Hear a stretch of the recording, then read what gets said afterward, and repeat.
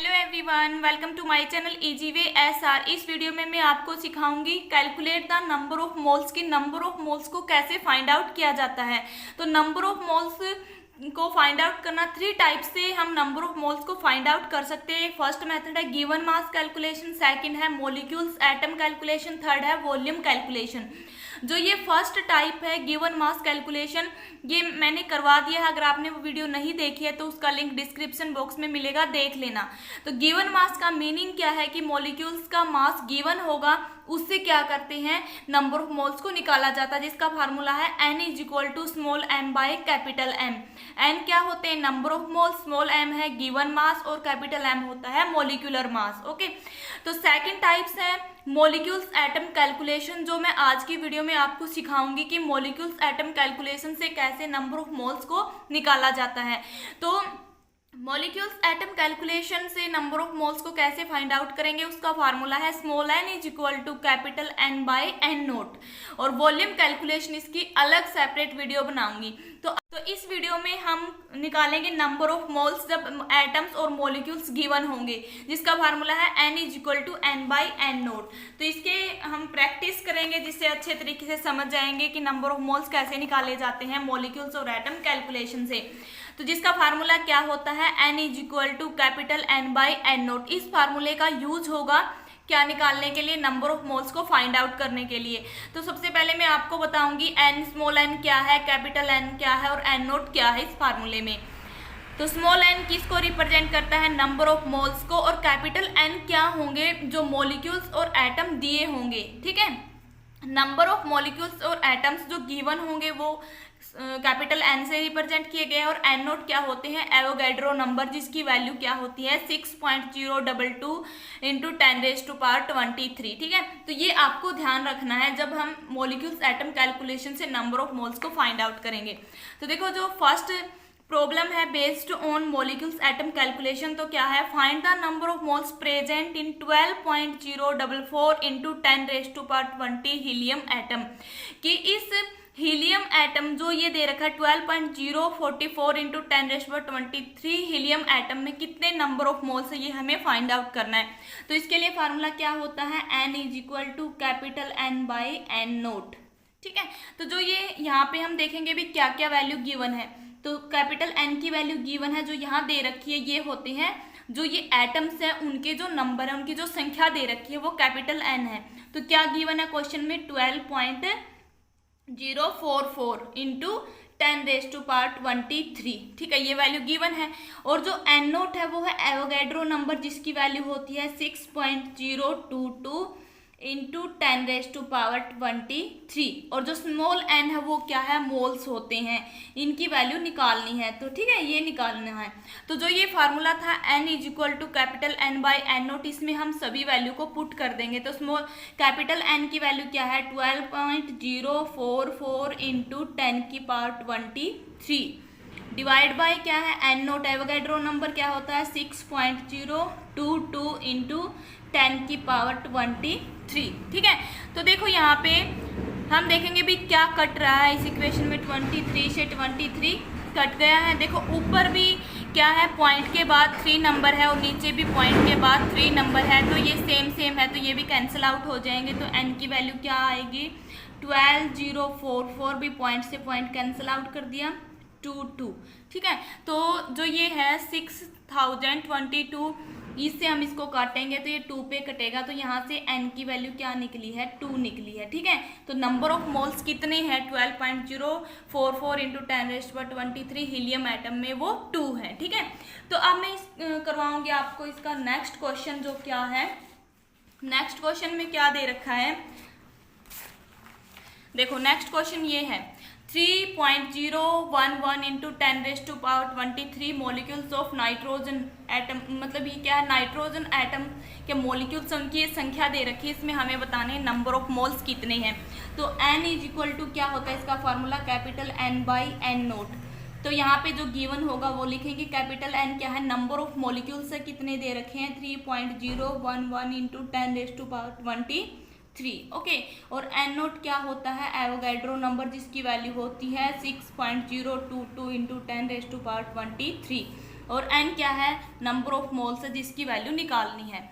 तो ये अब हम पुट करेंगे फार्मूले में, n की जगह पे 3.011 10 की power 23 divide by Avogadro number 2 into 10 की पावर 23। देखो 10 की पावर 23 से 10 की पावर 23 कैंसिल, पॉइंट के बाद 3 नंबर है, पॉइंट के बाद 3 नंबर है तो ये कैंसिल, तो n इज इक्वल टू क्या होगा 3011 बाई 6022।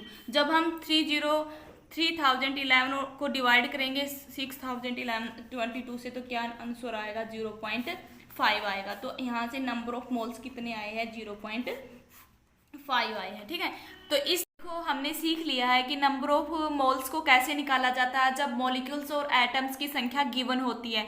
तो अब मैं आपको रिलेशन बताऊंगी गिवन मास कैलकुलेशन में और मॉलिक्यूल्स एटम कैलकुलेशन जो मेथड है इनमें क्या रिलेशन बनता है दोनों के बीच में। ठीक है, तो क्या होगा भाई, सबसे पहले तो हमें इनके फार्मूले का पता होना चाहिए। जो गिवन मास कैलकुलेशन वाला जो मेथड है उसमें नंबर ऑफ मोल्स को निकालने का क्या फार्मूला था, उसमें नंबर ऑफ मोल्स को निकालने का फार्मूला आया था small n is equal to small m by capital M। Okay, तो यहाँ पे जो स्मॉल m है ये होता है गिवन मास, ये क्या होता है गिवन मास, और जो कैपिटल M है ये क्या होता है मॉलिक्यूलर मास, ये होता है मॉलिक्यूलर मास। जब आप इस वीडियो को देखोगे तो अच्छे तरीके से समझ जाओगे कि मॉलिक्यूलर मास क्या होता है।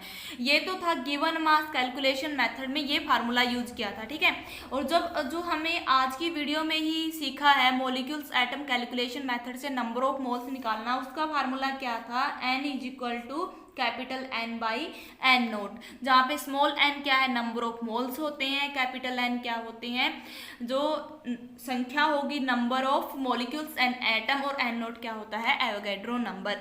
तो इन दोनों में क्या रिलेशन होता है अभी, इन दोनों के रिलेशन से मैं आपको इनसे जो फार्मूले ड्राइव होंगे वो बताऊंगी, क्योंकि उन फार्मूले का यूज किया जाता है। जैसे कि भाई कोई भी एटम्स है उसका मास फाइंड आउट करना है जब क्या होते हैं नंबर ऑफ मोल्स की वैल्यू गिवन होती है। ठीक है, तो इसमें रिलेशन क्या बनेगा, n is equal to small m by capital M है। अगर मैं इस n की जगह पे ये वैल्यू पुट कर दूं तो क्योंकि ये भी तो स्मॉल n की ही वैल्यू है तो हम क्या करेंगे, ये इक्वेशन फर्स्ट मानी हमने पुटिंग, क्योंकि इसी से फार्मूले ड्राइव होंगे, putting value of n from equation second in equation first. ठीक है, सेकंड इक्वेशन से फर्स्ट इक्वेशन में हमने नंबर ऑफ मोल्स की वैल्यू को पुट करना है। तो यहाँ पे n की जगह पे क्या आएगा capital N by N naught is equal to small m by capital M। ठीक है, तो ये इनमें रिलेशन बना है।